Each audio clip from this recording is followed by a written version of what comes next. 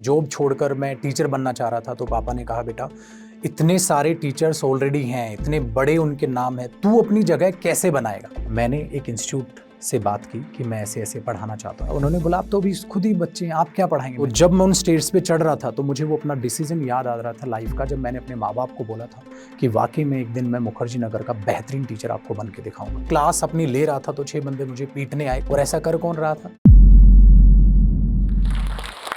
Hello everyone, मेरा नाम है जयदीप सिंह, जो एक इंग्लिश टीचर है। लेकिन ये जयदीप सिंह ऐसे ही नहीं बना। कैसी मेरी जर्नी रही, कैसे एक साइकिल तक का सफ़र था जो स्टार्टिंग मैंने साइकिल से की थी, और कैसे मैंने ऑडी तक का पैसा कमाया, प्लस साथ साथ बच्चों का प्यार कमाया, कैसे ये नाम और फेम बना, आज वो स्टोरी मैं आपके साथ शेयर करने वाला हूँ। ध्यान से सुनिएगा, आपको बहुत अच्छा लगेगा और आपको यकीन हो जाएगा कि वाकई में एक छोटे से परिवार का बच्चा भी एक बड़ा नाम और एक बड़ा पैसा रुतबा कमा सकता है। मैं अपनी बात करूं तो मैं दिल्ली में ही जो है पैदा हुआ था, दिल्ली में ही बड़ा हुआ हूं। मेरी फैमिली दिल्ली से ही है और एक मिडिल क्लास फैमिली हमारी रही है। मिडिल क्लास से मेरा मतलब है वाकई में एक सामान्य परिवार जिसका गुजारा भी बहुत मुश्किल से होता था। जब बचपन में ऐसा होता था कि हम स्कूल में जा रहे होते थे और पापा को मैंने याद है मुझे अभी भी बचपन की बात कि पापा मुझे अच्छे स्कूल में पढ़ाई करनी है। तो पापा ने शायद मैं 4th क्लास में उस वक्त रहा हूँगा, तो पापा ने कहा बेटा अभी हमारे पास उतना पैसा तो नहीं है कि तेरे को अच्छे स्कूल में किसी में तेरी पढ़ाई करा सकें, लेकिन हाँ मैं ये कर सकता हूँ कि आप सामान्य स्कूल में भले ही पढ़िए, पढ़ाई करने से मतलब है, तो मैं तुझे घर पे पढ़ा दूंगा बहुत अच्छे तरीके से। तो मुझे उस वक्त वो बात उतनी समझ नहीं आई, तो उन्होंने क्या किया, अगले दिन जो स्कूल प्राइवेट स्कूल्स होते थे उनकी बुक्स वो खरीद के ले आए और मुझे लाकर सारी बुक्स दिखा दी कि बेटा अगर मैं तुझे सारी बुक्स पढ़ा दूं, भले ही तो एक सामान्य से स्कूल में पढ़ रहा है, लेकिन अगर मैंने तुझे बुक्स सारे अच्छे स्कूल्स की अगर पढ़ा दी तो तू अपने आप को ये मान के चलना तू स्कूल में ही पढ़ लिया। तो अगर उसकी बुक्स ही तूने पढ़ ली तो स्कूल में ही पढ़ लिया, उस एनवायरनमेंट को मैं घर पे तेरे को देने की कोशिश करूंगा। तो मैंने बोला ओके ठीक है पापा। तो पापा ने मेरी जर्नी कुछ ऐसे शुरुआत कराई बचपन से ही। तो उन्होंने खुद पढ़ाया, प्लस मैं सामान्य स्कूल से एक पढ़ता रहा। फिर 11th 12th कॉमर्स स्ट्रीम से मैंने जो है पास आउट किया। फिर ग्रेजुएशन में आया। जैसे ही ग्रेजुएशन में मैं पहुंचा, इसके सफ़र एक पहली मैं लाइन आपको यहाँ पर 11th क्लास की भी आपको जोड़ के बताना चाहूँगा कि मैंने टीचिंग करियर को जब चुना तो टीचिंग में मेरा बड़ा अच्छा खासा इंटरेस्ट होता था, जस्ट बिकॉज मेरे ब्रदर और मेरी बड़ी सिस्टर जो है दोनों भी टीचर्स हैं, वो भी पढ़ाते थे। तो उनकी देखा देखी 10th क्लास में मेरे बड़े अच्छे मार्क्स आए थे। तो आस पड़ोस में नहीं होता है, बच्चे आ जाते हैं कि आपके बच्चे के बड़े अच्छे मार्क्स आए हैं, क्या ये हमारे बच्चों को पढ़ा देगा। क्योंकि बड़े भाई और बड़ी सिस्टर जो थी वो पढ़ा रहे थे उस वक्त, जो आस पड़ोस के बच्चे होते थे उनको वो पढ़ाते थे। तो वो छोटी क्लासेस को नहीं पढ़ाते तो बड़ी क्लासेस को पढ़ाते थे। मैं हुआ था 11th क्लास में, 10th क्लास में अच्छे मार्क्स आए थे। उन्होंने बोला हमारे बच्चों को पढ़ा देगा, ये 4th 5th 6th क्लास के बच्चे हैं, इनको तो आराम से पढ़ा लेगा। तो मैंने बोला हाँ पढ़ा देंगे, क्योंकि वहाँ से पैसा भी आना था, थोड़ा इनकम भी जनरेट हो जाएगी।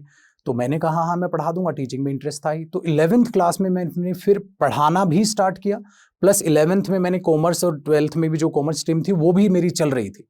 तो 11वीं 12वीं में मैं पढ़ाता भी था और 11वीं 12वीं में मैं पढ़ता भी था। फिर जैसे ही ग्रेजुएशन में मैं गया, फर्स्ट ईयर के बाद जब जैसे ही सेकंड ईयर में बीकॉम ऑनर्स मैंने ग्रेजुएशन में किया हुआ है, जब मैं सेकंड ईयर में गया, ठीक है, डीयू में, तो सेकंड ईयर में मैंने फर्स्ट ईयर स्टूडेंट को पढ़ाना स्टार्ट कर दिया। कुछ इस तरीके से मैं बढ़ता चला गया। तो जैसे जैसे अगली क्लास में बढ़ा, पिछली क्लासेस को कोचिंग देनी मैंने स्टार्ट कर दी, जहाँ से इनकम आना स्टार्ट हो गया। जैसे ही फिर मैं सेकंड ईयर में हुआ, फर्स्ट ईयर को पढ़ाया, फाइनल ईयर में हुआ, फर्स्ट ईयर और सेकंड ईयर के स्टूडेंट्स को पढ़ाया। इस तरीके से मैंने पढ़ाई की। और फिर मैंने ग्रेजुएशन के बाद मेरे दिमाग में आया कि अब किया क्या जाए। तो होता क्या है, डीयू की कॉलेज में ग्रेजुएशन में प्लेसमेंट्स होती हैं, प्राइवेट कंपनीज आपको अच्छा खासा ऑफर करके, ठीक है, आपकी प्लेसमेंट ले लेते हैं। ऐसा ही बीकॉम ऑनर्स के बाद हो सकता था। तो मैंने एक कंपनी में, ठीक है, अप्लाई भी किया, मेरा सिलेक्शन भी हुआ, लेकिन मेरी इच्छा नहीं हुई उसमें जाने की, क्योंकि जो कहानी मजाक मजाक में शुरू की थी अब उसमें मज़ा आने लग गया था। जो 11वीं क्लास में पढ़ाना स्टार्ट किया था, अब वो टीचर बनने का जुनून इतना बढ़ता चला गया कि मेरे दिमाग में ये रहने लग गया, नहीं यार मुझे टीचिंग अच्छी लगती है, शायद मैं नौकरी नहीं कर पाऊंगा। मैंने घर पे डिस्कस किया कि शायद मैं नौकरी नहीं कर पाऊंगा या प्राइवेट सेक्टर में नहीं जा पाऊंगा। मुझे ऐसा लग रहा है मैं ये जॉब के लिए शायद ना कंफर्टेबल हो पाऊँ, क्योंकि मुझे समझाना बड़ा अच्छा लगने लग गया, मुझे पढ़ाना बड़ा अच्छा लगने लग गया। परिवार ने वहाँ मुझे सपोर्ट किया, ठीक है बेटा ज्वाइन मत कर, मन करेगा तो बाद में भी कर लेना, वो तो दरवाज़ा हमेशा खुला ही है। तो टीचिंग में आगे फिर क्या करना चाहेगा। तो फिर मैंने सोचा कि मैं टीचिंग में एक काम करता हूँ। अभी तक तो मैं ग्रेजुएशन को पढ़ा रहा था, हाँ, अब मैं गवर्नमेंट जॉब्स की जो प्रिपरेशन कर रहे हैं उनको पढ़ा लेता हूँ।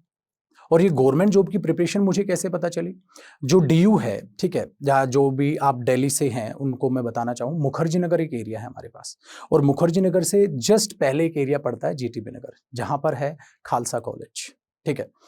अब उस कॉलेज से हम लोगों का नाता नहीं होता था मुखर्जी नगर जाने का, लेकिन बाय चांस एक दिन हम मूवी देखने गए बत्रा सिनेमा हॉल में।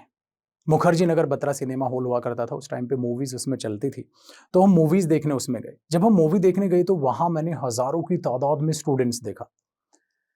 मुझे लगा ये सब क्या है, क्या कर रहे हैं ये लोग यहाँ। तो फिर पूछा तो बोला ये गवर्नमेंट जॉब की तैयारी कर रहे हैं। और वहाँ पे कोचिंग सेंटर्स में उस टाइम पे यही लाइन होती थी, मात्र 5 महीने की तैयारी में पाएं, ठीक है, सरकारी नौकरी। ये लाइन हमने पढ़ी। डीयू का ज़्यादा लिंक उस टाइम पे नहीं हुआ करता था गवर्नमेंट जॉब से। ज़्यादातर लोग एमबीए की तरफ भाग लेते थे, ठीक है, भाई कैट का एग्जाम देंगे वहाँ, या प्लेसमेंट के थ्रू प्राइवेट कंपनीज में चले जाया करते थे। तो वहाँ से मुझे पहली बार पता चला कि गवर्नमेंट जॉब्स की तैयारी होती है। तो वहां जहां मुझे टीचिंग करनी थी, वहां मुझे एक नई चीज पता चली, यार इतना हजारों के बच्चों में तो क्या है, क्या उसमें।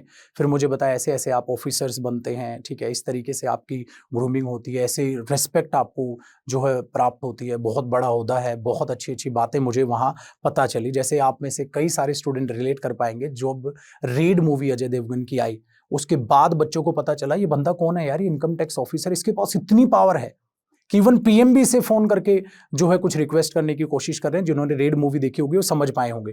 कईयों को तो तब पता चली थी कि वाकई में इनकम टैक्स ऑफिसर की क्या जो है आप ये कहो कि उनकी हाथ में कितनी कितनी बड़ी पावर होती है। तो बहुत सारी ऐसी पोस्ट हैं जिनका भी आपको पता भी नहीं है, लेकिन वो हैं। तो जब मुखर्जी नगर में मुझे वो चीजें पता चली तो मुझे लगा यार क्यों ना इन्हीं स्टूडेंट्स को पढ़ाया जाए, या क्यों ना मैं भी तैयारी कर लूं। जब इतनी पावर है तो वहां जहां टीचिंग में इंटरेस्ट था, मुझे वो पावर अच्छी लगने लग गई थी कि क्यों ना मैं इनकी भी तैयारी कर लूं, ठीक है, बैंक पीओ है, ठीक है, या इनकम टैक्स एक्साइज है, इतनी सारे ऑप्शंस मेरे पास खुल गए थे जॉब्स के। और मुझे वो बड़ा आसान लगा था क्योंकि मैंने बीकॉम ऑनर्स किया हुआ था, अच्छा खासा मेरा पढ़ाई का बैकग्राउंड तब तक बन चुका था। तो फिर मैंने एसबीआई पीओ की तैयारी स्टार्ट की। और तैयारी क्या, फर्स्ट टाइम में मैंने एसबीआई पीओ निकाल लिया। लेकिन आप सभी जानते हैं एसबीआई पीओ में फिर फाइनल स्टेज में आपको इंटरव्यू भी क्रैक करना होता है। मेरा एसबीआई पीओ इंटरव्यू नहीं हुआ। वो क्यों नहीं हुआ? क्योंकि एसबीआई पीओ इंटरव्यू की मैंने तैयारी ही नहीं की। तैयारी क्यों नहीं की? क्योंकि मेरा इंटरेस्ट नहीं आ रहा था। तो यही बात मैंने अपनी फैमिली से डिस्कस की कि पापा मेरा इंटरेस्ट नहीं आ रहा है जॉब करने में, या मुझे ऐसा लग रहा है जब मैंने एसबीआई पीओ की कोचिंग वगैरह की है कि मेरा इंटरेस्ट जो है ना वो बनता उल्टा ये जा रहा है कि मैं टीचर क्यों ना बन जाऊं और मैं तैयारी कराऊं उन स्टूडेंट्स की जो गवर्नमेंट जॉब्स की तैयारी कर रहे हैं। खुद गवर्नमेंट जॉब करने का मेरा मन नहीं कर रहा है, मेरा इंटरेस्ट नहीं आ रहा है, क्योंकि मैं वाकई में दिल से टीचर बनना चाहता हूं। सो उस टाइम पे परिवार खुश नहीं होता है, परिवार आपको डांटता है, परिवार आपको गाली देता है। और इवन मेरी मम्मी ने भी, मुझे याद है, इतनी बुरे तरीके से डांटा था और ऐसी ऐसी गालियां दी थी कि मैं सरप्राइज था कि मम्मी ऐसी गालियां जानती कैसे। तो परिवार नहीं था खुश, क्योंकि जॉब छोड़कर मैं टीचर बनना चाह रहा था। तो पापा ने कहा बेटा इतने सारे टीचर्स ऑलरेडी हैं, इतने बड़े उनके नाम है, तू अपनी जगह कैसे बनाएगा? तो मैंने पापा को बोला पापा मैं जगह बना लूंगा, मुझे आप थोड़ा समय दीजिए। फिर मैंने प्लानिंग की कि मैं वाकई में पढ़ाऊं तो फिर कौन सा सब्जेक्ट गवर्नमेंट जॉब के लिए तैयार करूं, कौन सा सब्जेक्ट मैं बेहतर तरीके से स्टूडेंट्स को समझा पाऊंगा। मैंने सोचा मैथ्स पढ़ा लेता हूं। फिर दिमाग में आया नहीं यार, मैथ्स के तो पहले ही बहुत सारे टीचर्स हैं जो अच्छा पढ़ा रहे हैं और मुझे खुद में भी वो अच्छे लगे, तो इनको तो मैं बीट नहीं कर पाऊंगा, मुझे ऐसा लगा। फिर मैंने वही इंग्लिश टीचर्स में जो खामियां उस वक्त मुझे नजर आई थी, वो ये कि इंग्लिश को रूल से रटाकर पढ़ाया जाता था। मुझे वो सबसे बड़ा ड्रॉबैक लगा और सारे ही टीचर्स ऐसे रटा के पढ़ा रहे थे। मैंने फिर फाइनली डिसाइड किया कि मैं इंग्लिश पढ़ाऊंगा, क्योंकि मैं इंग्लिश में मात दे सकता हूं। फिर मैंने अपने पापा से, अपने परिवार से डिस्कस किया कि मैं इंग्लिश पढ़ाना चाहता हूं। लेकिन मेरा जो पूरा परिवार था फिर भी मेरे फैसले के, मेरे डिसीजन के वो अगेंस्ट खड़ा था। लेकिन मैं अपनी जगह से नहीं हिला। पूरा परिवार एक तरफ और मेरा डिसीजन एक तरफ, क्योंकि मैं वाकई में सीरियसली पढ़ाना चाहता था। और यही मैं आप लोगों को सजेशन देना चाहूँगा। बहुत सारे लाइफ के ऐसे आपके डिसीजंस होते हैं जो बहुत ज़्यादा इंपॉर्टेंट होते हैं और उनके अगेंस्ट आपकी पूरी फैमिली खड़ी होती है। और आप क्या करते हैं, या तो आप प्रेशर में अपना डिसीजन चेंज कर लेते हैं, या आप सोचते हैं नहीं पूरा परिवार कह रहा है तो सही कह रहा होगा। मेरा ऐसा मानना नहीं है। अगर आपको लगता है आप अपने फ्यूचर के लिए कुछ बेहतर कर सकते हैं तो आप कीजिए। आज माँ बाप आपके अगेंस्ट खड़े हैं, लेकिन कुछ दिन बाद वो आपके डिसीजन में आपका साथ देंगे। लेकिन जब आप डिसीजन फाइनल करें तो उस डिसीजन के लिए संघर्ष करते भी अपने परिवार को दिखाई दें और फिर मैंने क्या किया, मैंने अपने डिसीजन जब फाइनल कर लिया, मैं मुखर्जी नगर गया और मैंने एक इंस्टीट्यूट से बात की कि मैं ऐसे ऐसे पढ़ाना चाहता हूँ। एक छोटे इंस्टीट्यूट से मैंने बात की क्योंकि डायरेक्ट बड़ा इंस्टीट्यूट अप्रोच नहीं करता और उस वक्त मेरी एज भी बहुत कम थी और मैं खुद में अपने आप में एक बच्चा दिखता था। और छोटा इंस्टीट्यूट जो मैंने कहा, उन्होंने बोला आप तो अभी खुद ही बच्चे हैं, आप क्या पढ़ाएंगे? मैंने बोला मैं खुद एग्जाम क्रैक कर चुका हूँ। ठीक है, और एज का और ज्ञान का कोई साथ नहीं होता। एज डिसाइड नहीं करती है कि आपकी कितनी बेहतरीन नॉलेज है और कितने अच्छे तरीके से आप पढ़ा पाएंगे, ऐसा बिल्कुल भी नहीं है। मैंने उन्हें समझाया लेकिन उन्होंने मेरी बात नहीं सुनी। लेकिन मैं अपने डिसीजन पर अच्छा था और मैंने उन्हें एक चीज़ के लिए कन्विंस किया कि आपके इंस्टीट्यूट में जो कोई भी टीचर इंग्लिश के पढ़ा रहे हैं उन्हें पढ़ाने दीजिए। मुझे सिर्फ संडे एक क्लास उन स्टूडेंट्स की दे दीजिए, उनको मैं सिर्फ मात्र 1 घंटे के लिए पढ़ाऊंगा और मेरा वादा है आपसे, वो स्टूडेंट खुद कहेंगे कि हमें अपने जो टीचर अभी पढ़ा रहे हैं उनसे नहीं पढ़ना, हमें इन नए सर से पढ़ना है।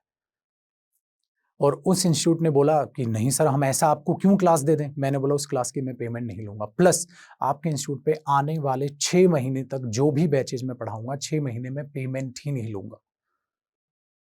उस बात पे वो एग्री कर गए कि हमारी सेविंग हो जाएगी, ठीक है, हमें फ्री में टीचर मिल जाएगा। और उन्होंने संडे 1 आवर की क्लास कंडक्ट कराई उन स्टूडेंट्स के साथ। और मेरे दोस्त, उस क्लास के बाद सभी स्टूडेंट्स उन्हीं के रिसेप्शन पे खड़े थे कि हमें अपने एग्जिस्टिंग टीचर से नहीं पढ़ना, हमें जयदीप सर से पढ़ना है, हमें इन्हीं टीचर से पढ़ना है। और इस इंस्टीट्यूट ने कहा ठीक है सर, आप कल ही से ज्वाइन कर सकते हैं और आप कल ही से इनकी क्लास ले लीजिए। मेरे दोस्त, उस दिन मैं इतना खुश था और मैंने वही बात घर जाके बताई कि पापा आज ऐसा ऐसा हुआ है। तो बहुत खुश हुए और इसलिए भी खुश हुए, मैं जो बात अभी स्टार्टिंग में कह रहा था, माँ बाप सबसे ज्यादा खुश होते हैं जब उनकी औलाद उनको गलत साबित करती है। उनका सबसे बड़ा खुशी का दिन होता है क्योंकि जो डिसीजन मैंने लिया था, ठीक, वो कभी ये नहीं चाहते ये बोलना कि हमने तो पहले ही कहा था ये मत कर। इसका मतलब आप हार गए और माँ बाप आपको हारता हुआ नजर देखना नहीं चाहते, हमेशा चाहते हैं आप अपने डिसीजन पर खरे उतरो। तो उस दिन वो बहुत खुश थे, ठीक है, अच्छे से हमने उस खुशी को सेलिब्रेट किया और अगले दिन से मैंने पढ़ाना स्टार्ट किया। और फिर हुआ यूं कि वो माउथ पब्लिसिटी बढ़ती चलेगी, वो प्यार बढ़ता चला गया। और एक दौर ऐसा भी आया, जिस बत्रा सिनेमा का मैंने थोड़ी देर पहले आप लोगों से जिक्र किया था कि मैं वहां मूवी देखने गया था मुखर्जी नगर, मेरा आइडिया है कि क्यों ना मैं भी एक टीचर बन जाऊं। उस बत्रा सिनेमा में मेरा बैच आया और उस बैच में 2500 स्टूडेंट बैठा, तो जिसमें मैं मूवी देखने गया था, अब उस सिनेमा हॉल में मेरी क्लास चल रही थी और मैं जयदीप सर बन चुका था अपने स्टूडेंट्स की नज़रों में। वो पल मुझे अभी भी याद है उस टाइम पे कि बच्चा इतना 2500 होता था, तो उस टाइम पे प्रोटेक्शन के लिए, ठीक है, कुछ बॉडीगार्ड्स चाहिए होते थे इंस्टीट्यूट्स में, ऐसा होता था, लेकिन मैं नहीं रखता था क्योंकि मैं ये मानता था जो भी स्टूडेंट है डायरेक्ट मुझसे आके मिले, मुझे मेरे स्टूडेंट से डरने की जरूरत नहीं, वही उल्टा मुझे बचाएंगे। तो मैं पहला ऐसा टीचर था बत्रा सिनेमा जो विदाउट बॉडीगार्ड एंट्री की थी जिसने। और मुझे वो पल अभी भी याद है, बत्रा सिनेमा में पढ़ाते तो ऐसे स्टेज चढ़ के ऊपर स्टेज पे जाना होता था, आप इधर पढ़ा रहे होते तो बड़े पर्दे पे स्क्रीन पर आप नजर आ रहे होते थे। तो जब मैं उन स्टेज पे चढ़ रहा था तो मुझे वो अपना डिसीजन याद आ रहा था लाइफ का, जब मैंने अपने माँ बाप को बोला था कि वाकई में एक दिन मैं मुखर्जी नगर का बेहतरीन टीचर आपको बन के दिखाऊंगा। उस पल जब मैं ऊपर चला गया स्टेज पर तो बच्चों ने सोचा कि अब सर पढ़ाएंगे। मैंने अपने घर पे कॉल किया था कि पापा बत्रा सिनेमा में बैच बन गया है और 2-2,500 बच्चा जो है मेरे बैच में आ भी गया है। फिर मैंने फ़ोन कट किया और तब पढ़ाना स्टार्ट किया था अपनी बात से, और बच्चों को यही जो स्टोरी आपको छोटी सी बताई, कुछ ही मिनटों में उनको भी बता के मोटिवेट करके आगे मैंने पढ़ाना स्टार्ट किया। तो यहाँ से आप कह सकते हैं कि सिंपल सा जयदीप सर जो कन्वर्ट हुआ, वो दौर कुछ ही ऐसा था। फिर बच्चे और बढ़ते चले गए, हज़ारों के हज़ारों बैच बनते चले गए। जैसे जैसे पॉपुलैरिटी बढ़ी तो मेरा मन हुआ, मेरे साथ बाकी भी टीचर्स थे, कि हम क्यों ना अपना इंस्टीट्यूट ओपन कर लें, दूसरे के इंस्टीट्यूट पे क्यों पढ़ाएं। और उसका कारण एक ही था, हमें लिमिटेड आवर्स मिलते थे कि आप 65 घंटे में इंग्लिश खत्म करेंगे, बस उससे ज़्यादा समय नहीं ले सकते, उससे ज़्यादा समय लेंगे आपकी पेमेंट कट कर ली जाएगी। तो हम पेमेंट कट करा के भी पढ़ाते थे कि बच्चों को अच्छा लगना चाहिए। लेकिन ये बात अब हमें खलने लग गई थी। अब हमें खलता था कि जितना मन में उतना क्यों नहीं पढ़ा सकता, जितना, जब तक सिलेबस नहीं है तो जबरदस्ती थोड़ी ना है 65 आवर्स में सिलेबस खत्म करो। वहां से मन हुआ कि नहीं, अब अपना इंस्टीट्यूट हो तो और ज्यादा बेहतर है। वहां से मैंने, मेरे कुछ साथियों ने एक डिसीजन लिया कि हम अपना इंस्टीट्यूट करते हैं और पार्टनरशिप में उस इंस्टीट्यूट को रन करते हैं। तो इंस्टीट्यूट से मैंने भी जुड़ने का सोचा। तो जब मैं पुराना जिस इंस्टीट्यूट में पढ़ा रहा था तो मैंने उन्हें कहा कि ऐसे-ऐसे मैं अपना इंस्टीट्यूट ओपन करना चाहता हूँ और मैं अब आपके यहाँ कंटिन्यू नहीं कर पाऊँगा, जो बैचेज़ मेरे हैं, मैं उनको ऐसे ही पढ़ाकर आगे बढ़ जाऊँगा, कंप्लीट करके जाऊँगा। मैं अपने बैचेज़ बच्चे नाराज़ नहीं होने चाहिए। तो उस इंस्टीट्यूट ने ऑब्वियसली बात है मुझे रोकने की कोशिश की, ठीक है। लेकिन तब मेरा डिसीजन वही था कि पूरा मेरा परिवार एक अगेंस्ट मेरे खड़ा था, लेकिन मैं अपने डिसीजन पर अड़ा रहा। वही तब हुआ, वो इंस्टीट्यूट मेरे अगेंस्ट खड़ा हुआ और मैं अपने डिसीजन पे अड़ा रहा। नहीं, मुझे करना है तो करना है। उस दौर में बहुत सारी दिक्कतें आई, बहुत सारी परेशानियां आई, ठीक है। जहां मुझे बहुत बार ऐसा भी हुआ कि धमकी मिली, और ऐसा बहुत से टीचर्स के साथ पहले भी हुआ है कि आप इंस्टीट्यूट छोड़ के जाते हैं तो आपको बहुत सारी धमकियां भी मिलती है, मारने पीटने तक की नौबत आई। जब मैं क्लास अपनी ले रहा था तो 6 बंदे मुझे पीटने आए, लेकिन मेरी क्लास में मैंने बताया हज़ारों बच्चा रहता था, उन हज़ारों बच्चों ने मुझे बचाया वहाँ से और मुझे घर तक छोड़ के गए। बहुत सारी ऐसी दिक्कतें जो ऑन कैमरा मैं आपको बता भी नहीं सकता, उस टाइम पे आई। और उस टाइम पे क्या होता था, मेरे स्टूडेंट मेरे साथ रहते थे, बहुत सारे स्टूडेंट। मैंने, क्योंकि मैं स्टूडेंट से जुड़ा हुआ था, तो मैं बेखौफ होकर जाता था क्लास में कि कोई मारने पीटने आएगा, ठीक है, तो ये संभाल लेंगे। और ऐसा कर कौन रहा था? ऐसा वही इंस्टीट्यूट जिसको मैं छोड़कर फैसला लेके आया था कि अब मुझे अपना वाकई में डिसीजन लेना और अपना ही कुछ करना है। तो उस वक्त जो है मैंने अपने साथ 2 बॉडीगार्ड भी रखे जिनको मैंने पे किया, जबकि वो ऐसी पेमेंट उस टाइम तक, ऐसा तो है नहीं भाई लाखों करोड़ों कमा लिया था मैंने उस टाइम तक, लेकिन उनको पे करना पड़ा अपनी सेफ्टी के लिए। तो ऐसी भी दिक्कतें हैं। और उस वक्त भी मेरा परिवार मेरे खिलाफ खड़ा हुआ कि बेटा ठीक ठाक काम चलाओ, आ रहा है पैसा, कमा लेना, तुझे क्यों अपना करना है, अब नाम बन चुका है तेरा। तो मैंने बोला अपना करना है तो करना है पापा, बन चुका हूं मैं जयदीप सर, बच्चे भी इवन मेरे साथ हैं तो करना है। तब भी मेरी फैमिली भी अगेंस्ट थी और वो इंस्टीट्यूट भी अगेंस्ट था। वो मार पिटाई कराना चाहता था, लेकिन मेरे स्टूडेंट ने मेरा साथ दिया, और साथ इतना जबरदस्त दिया कि स्टूडेंट्स ने मुखर्जी नगर के बाहर रोड जाम कर दिया, रोड पे लेट गई इवन गर्ल्स भी। तो वो वही तो मैंने बोला ना, मैं अपना भाई बहन मान के, अपना परिवार मान के उनको पढ़ा रहा था और उन्होंने मेरा वाकई में साथ दिया। तो इतनी बुरी हालत में भी नौबत आई, ठीक है, चक्का जाम हुआ, ठीक है, फिर पुलिस ने रिक्वेस्ट की सर आइए आप अपने स्टूडेंट्स को बता दीजिए, वहाँ से हट जाएंगे।